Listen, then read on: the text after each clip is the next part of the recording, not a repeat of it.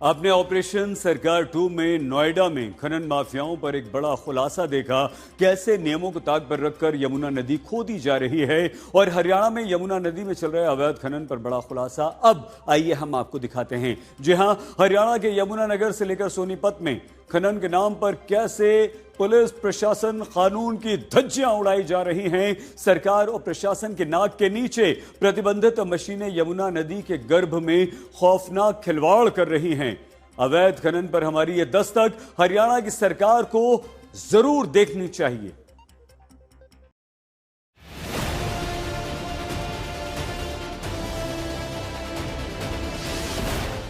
हरियाणा की यमुनानगर में अवैध खनन पर दस्तक। यमुनानगर में यमुना नदी में अवैध खनन का खौफनाक खेत। नदी तो नदी, खनन माफियाओं ने पुल की भी नींव हिला दी। क्या कर रही है हरियाणा सरकार? अवैध खनन रुकता क्यों नहीं है? क्या खनन माफियाओं के सामने सरकार भी फेल है? हरियाणा में यमुनानगर की रादौर तहसील में यमुना नदी के सीधे पर कैसे पोकलैंड मशीनें चलाई जा रही हैं और कैसे अवैध खनन का खौफनाक खेल चल रहा है, आप तस्वीरों में साफ साफ देख सकते हैं। सवाल यही है कि हरियाणा सरकार क्या कर रही है? सवाल यही है कि यमुनानगर का प्रशासन क्या कर रहा है? यमुनानगर में अवैध खनन का सच बेहद ही चौंकाने वाला है। आज तक की टीम राज्य दर राज्य अवैध खनन की पड़ताल करते हुए हरियाणा के यमुनानगर में पहुंची, तो जो कुछ देखा, अगर उस पर जल्दी एक्शन नहीं हुआ तो बड़ा खामियाजा भुगतना पड़ सकता है। अरावली की पहाड़ों को लेके जो हाहाकार मचा है, लेकिन ग्राउंड जीरो पे पहुंचे हैं हम। इस वक्त हैं यमुनानगर में।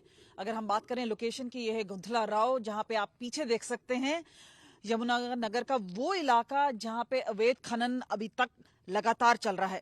अगर राज्य सरकार की माने तो उन्होंने कहा इलीगल माइनिंग नहीं हो रहा है, लेकिन कैमरा से अगर एक नजर से आप देखें, आपको साफ तौर पे नजर आएगा किस तरह से दिन दिहाड़े खुलेआम ये माइनिंग चल रही है। देखिएगा, मैंने हाल ही में एक आरटीआई लोकल तहसील रादौर से मांगी थी। उसमें ये स्पष्ट पूछा था कि सन 2016 जब से माइंस आई थी तब से लेकर आज 2025 तक किस किस माइंस की आपने निशानदेही की, एरिया चिन्हित किया और उनको बताया कि आप इस एरिया में खनन करेंगे। तो उन्होंने स्पष्ट जवाब दिया कि हमने हमारे कार्यालय द्वारा, हमारी तहसील द्वारा किसी भी माइंस एजेंसी को जो इस क्षेत्र में कर रही हैं उनका हमने कभी निशानदेही नहीं करी और ना ही कभी एरिया चिन्हित करा। मैं पूछना चाहता हूं, जब एरिया चिन्हित हुआ नहीं, निशानदेही हुई नहीं, ये माइंस किस रकबा नंबर, किस किला नंबर, किस खतौनी नंबर में हो रही है, किसने बताया? बड़ी बात यह है कि खनन माफिया ने इस कदर अवैध खनन किया है कि यमुनानगर के नगली पुल की नींव पर असर पड़ने लगा है। 100 करोड़ का बजट पास करके सरकार ने इस पुल को जनता के लिए बनवाया, लेकिन खनन माफियाओं ने अवैध खनन से इस पुल के वजूद को ही खतरे में डाल दिया है। हम यमुनानगर के नगली पुल पे हैं, जिसको बनने में कई साल लग गए। अब इसकी हालत तो खस्ता नजर आ रही है, लेकिन अगर पुल के थोड़ी दूर देखें, आपको यहाँ पे भी अवैध खनन नजर आ जाएगी। ये पूरी इलीगल सैंड माइनिंग है जो खुलेआम हो रही है। खासतौर पे इतना इम्पैक्ट हुआ है कि ये जो नया पुल है इसकी नींव भी इम्पैक्ट हो रही है और इसको भी खतरा है। प्रशासन ने ये बात मानी भी है। बात करते हैं एडवोकेट सर्वजीत से। सर बताएं क्या हालत है? हम जहां नजर दौड़ाएं हमें ट्रक ही ट्रक नजर आ रहे हैं और सैंड से भरे हुए हैं, तो क्या हकीकत है यहाँ? बिल्कुल, ये पूरी तरह से नियमों को ताक पर रखकर खनन जो है ये कर रहे हैं। और पुल को इससे, ये अभी पुल बना नहीं, आप इसके हालात देख सकते हैं क्या हालात इन खनन माफियों ने इसके कर दिए। गिरने की कगार पर है पुल। सरकार ने लगभग 100 करोड़ के करीब का बजट इस पे पास करके बनाया जनता के लिए। जनता तो गुजरने की दूर की बात, ये पहले ही खस्ता हालत हो गया इसकी। और ये पुल के नीचे से अपने वाहन गुजार रहे हैं जो नियमानुसार गुजार नहीं सकते और ओवरलोड भरकर पूरे वाहन नीचे से गुजार रहे हैं। आपको बता दें कि यमुनानगर की यमुना नदी में अवैध खनन को लेकर पंजाब और हरियाणा हाई कोर्ट में दायर जनहित याचिका में राज्य सरकार की रिपोर्ट पर गंभीर सवाल खड़े हो गए हैं। जहां सरकार ने कोर्ट में दावा किया कि यमुना के 2 ब्लॉकों में कोई अवैध खनन नहीं हो रहा है, वहीं लोक निर्माण विभाग यानी PWD के आधिकारिक पत्र इस दावे के उलट तस्वीर पेश करते हैं और अब ये मामला सिर्फ अवैध खनन का नहीं है, बल्कि रिकॉर्ड नष्ट करने, झूठी रिपोर्टिंग और संगठित प्रशासनिक विफलता का भी बन गया है। जहां तस्वीरों में आज भी अवैध खनन करती हुई पोकलैंड मशीनें आज तक के कैमरे पर साफ दिखाई दे रही हैं।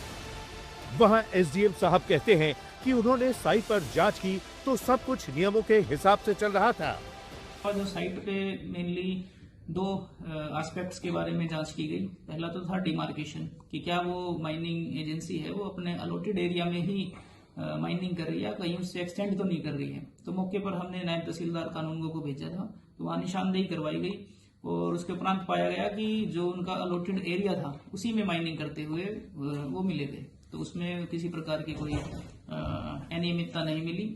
दूसरा एक मेजर एस्पेक्ट जो हमने चेक करवाया था वो था स्टॉक के रिगार्डिंग। तो इस फर्म की लगभग 3 जगह पे अपने स्टॉक्स थे और जो रेत का स्टॉक था वो जो पोर्टल पे जो वैल्यू डेटा था और जो एक्चुअली साइट पे हमें मिला उसमें बहुत ज्यादा वेरिएशन मिली। अब या तो यमुनानगर में चल रहे अवैध खनन की तस्वीरें झूठी हैं या अफसरों की खनन माफियाओं के साथ कोई न कोई मिलीभगत है।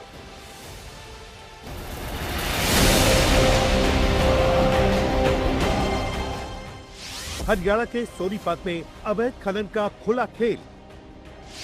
खनन माफियाओं ने किया यमुना नदी का चीरहरण।